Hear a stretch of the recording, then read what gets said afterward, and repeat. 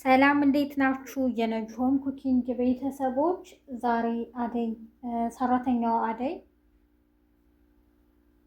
ከባለፈው የቀጠለውን ይዤላችሁ መጥቻለሁ። ነጅሆም ኩኪንግን ላይክ፣ ሸር፣ ሰብስክራይብ በማድረግ እስከ መጨረሻው አብረውኝ ቆዩ። ዴቭ እንግዲህ እኔ እኮ እስከ ዛሬ ጠብቄያለሁ። ይህን ጊዜ ደግሞ በጣም ነው የምናፍቀው። ስለዚህ አብረን የምንሆንበትን ጊዜ ተመኘሁ ይላታል አደይ። አደይም እኔም እኮ ይህን ጊዜ ሳልናፍቀው ቀርቼ አላውቅም፣ ግን ብዙ የሚያስፈሩኝ ነገሮች አሉ ትላለች። ከዚህ በኋላ አትፍሪ፣ ካልሆነ አብሬ በሄድስ ትላለች።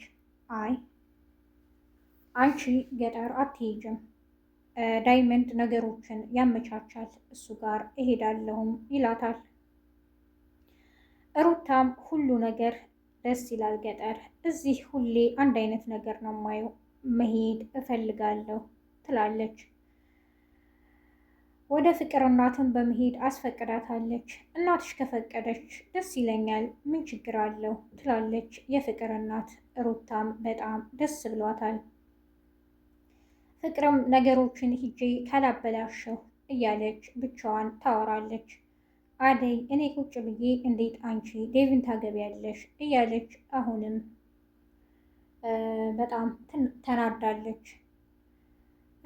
ሩታም እኔ እኮ እስከ ዛሬ አደይ እንደዚህ አይነት ሴት መሆኗን ሮማን እንደዚህ አይነት ሴት መሆኗን አላውቅም። ለካ ደስ የሚሉ ልባቸው ንጹሕ የሆኑ ጠንካራ ሴቶች ናቸው እና ደግሞ ለበደልኳችሁም ይቅርታ ብላቸዋለች ከዚህ በፊት።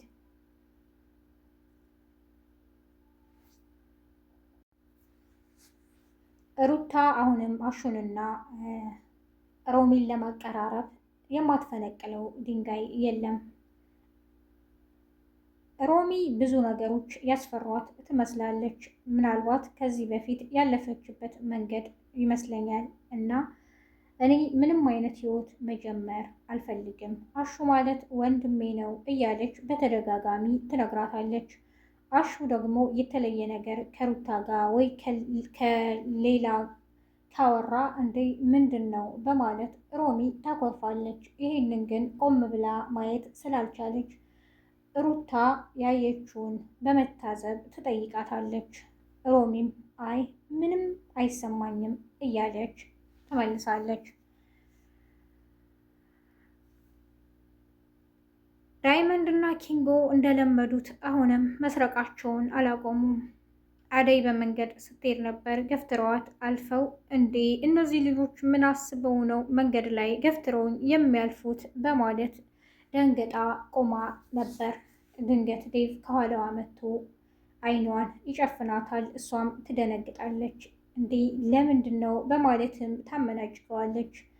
ትንሽ ከተረጋጋሽ በኋላም ይቅርታ እዚህ እኮ ኪንጎና ዳይመንድ ገፍትረውኝ ስላለፉ ደንግጬ እነሱን እያየው ነበር። በዛ መሀል ደግሞ አንተ መተህ አስደነገጥከኝ ትለዋለች። አይ ይቅርታ ይላታል። ቤዛ አሁንም ተንኮሏን ቀጥላለች። ወንድሟንም አስመልጣለች። ከእስር ቤት እንደተፈታ አላውቅም፣ ወንድሜ እኮ እስር ቤት ነው ትላለች አውቃ። ወንድሟንም ተደበቅ እባክህን፣ እኔ ነገሮችን አመቻቻለሁ ትላለች። የፍቅር እናትም እናትሽ የሚያማቸው ከሆነ ለምንድን ነው እኔ አንድ ቀን መጥቼ የማላያቸው ትላለች። ፍቅርም እንዴ እማዬ ግን ለመሆኑ ቤዛ እናት አላት ትላለች። ምን ማለት ነው ልጄ ትላለች የፍቅር እናት። እሷም እንዴ እና ታዲያ ለምንድን ነው ቤትሽ ስመጣ እናትሽ የሌሉት ብላ ታፋጥጣታለች። እሷም እንዴ የታመመ ሰው ሆስፒታል እንጂ ቤት እንዴት ሊሆን ይችላል ትላታለች። እኔ ምንም አልመሰለኝም እማዬ፣ ግን ለምንድን ነው የቤዛ ተንኮል የማይታይሽ ትላለች። እናትየዋ ምንም ልታይ አልቻለችም። ፍቅርና ቤዛ ስለሚተዋወቁ ግን ምንም መስማማት አልቻሉም። እማዬ የሆነ የማወራሽ ነበረኝ በማለት ቤዛ የፍቅር እናትን ወሬዋን ቀጥላለች። ልጄ ምንድን ነው ጠይቂኝ ትላታለች። እማዬ ታውቂያለሽ ታማ ሐኪም ቤት ነው ያለችው እና ትንሽ ብር ያስፈልገኛል ግን የሚመለስ ነው ሰርቼ እከፍልሻለሁ ትላታለች። የፍቅር እናትም ትንሽ ቀደም ብለሽ አትነግርኝም ነበር ልጄ? ታዲያ ምን ችግር አለው? ለእናትሽ ያልሆነ እሰጥሻለሁ ትላታለች። ቤዛም አሁን ገና ወጥመድ ውስጥ እያስገባኋችሁ ነው እያለች ይመስላል በልቧ የምትፈልገውን ስላገኘች እና ደግሞ እናትሽ ጋርም እንድትወስጂኝ በማለት ቃል አስገብታታለች የፍቅር እናት። ዴቭም ብዙ ነገር ከሌሊ ጋር አውርቻለሁ ይላታል አደይን። ስለምን ጉዳይም ትላለች። በቃ ስለ እኔና ስለ አንቺ፣ ስለዚህ ነገሮችን እኔ ራሴ አስተካክላለሁ፣ አይዞሽ አታስቢ ይላታል። ለሊም ለምንድን ነው እንደዚህ ሰዎችን የማመናጭቀው አዛ የማደርገው? እኔ ራሴ ውስጤ ተረብሾ ለምን የሰዎችን ስሜት እጎዳለሁ? እና ደግሞ ለምንድን ነው ሰዎች በእኔ ላይ ምቾት እንዲያጡ የማደርጋቸው? እያለች ብቻዋን ታወራለች። እኔ የቀረበኝን ማራቅ አልችልም። በቃ ጥሩ ስሜት ላይ ባልሆንኩ ጊዜ ነበር በረከት ከጎኔ የነበረው። ለምንስ አስከፋዋለሁ ትላለች። በረከትም ስለተናደደ ብቻውን መናፈሻ ውስጥ ቁጭ ብሏል።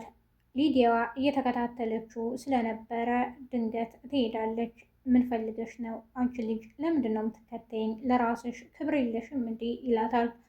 እሷም አይ በቃ ስላየሁ ነው የመጣሁት ትለዋለች። ድንገት በርቀት ለምለም ይቅርታ ልትጠይቀው እየሄደች ነበር።